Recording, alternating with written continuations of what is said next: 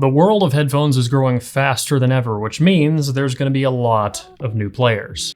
And before we get too far into this video, if you want to see us cover lots more independent headphones out there, leave a subscribe down below to let me know. If you're already subscribed to the channel, welcome back. This is Moonlight, a headphone designed and built by SJY Audio, an independent headphone maker using their own custom driver and actually a lot of other custom parts.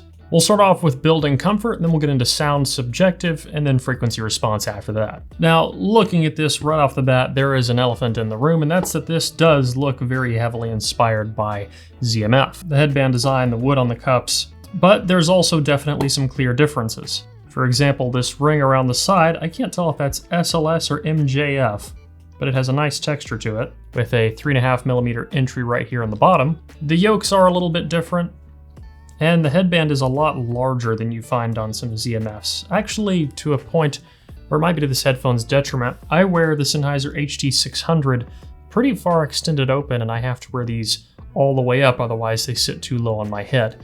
Now, I did talk to the owner about potentially making this shorter. I'm not sure if that's happened or not, but the one in my hands is definitely a bit too tall, I think, for most people. That said, a lot of the materials feel very nice. The pads are very soft, they compress super easily. It kind of reminds me of the OG Audeze vegan pads and how much this foam compresses.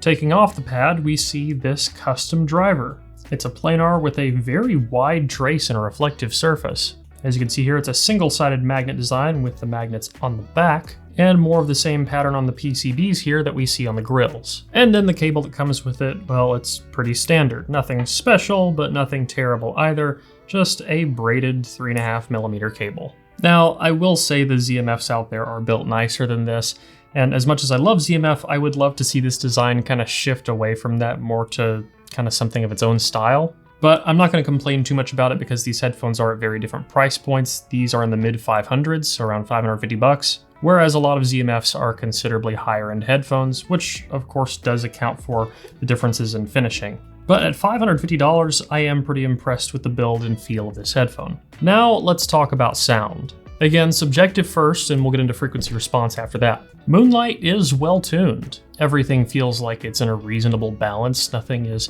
too far forward or too far back, with the exception of deep sub bass, which does tend to roll off. In a lot of ways, this reminds me more of the HT600. In fact, as we get into objective sound, you'll see that the frequency response is kind of similar in some ways. We have pretty smooth treble and decent timbre. Vocal clarity is nice.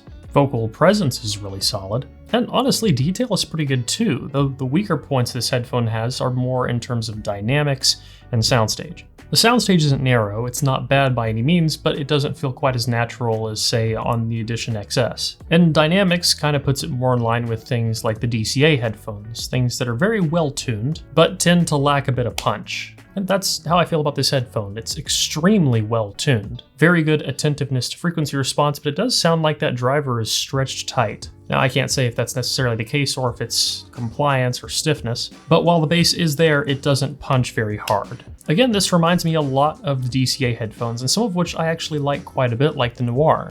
In fact, if I had to describe this like any other headphone, it would be like an open back version of the Aeon Noir. And while that does have some downsides, it's also a big compliment.